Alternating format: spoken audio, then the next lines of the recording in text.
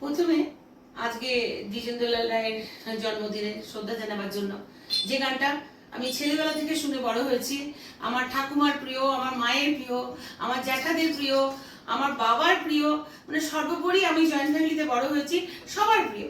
তাই সবাইকে শ্রদ্ধা জানিয়ে, দ্বিজেন্দ্রলাল রায়কে শ্রদ্ধা জানিয়ে, আমার এই ছোটবেলা থেকে বড়বেলা অব্দি যে গানটা আমার সঙ্গে রয়েছে সেটা আমি প্রথম গাইছি।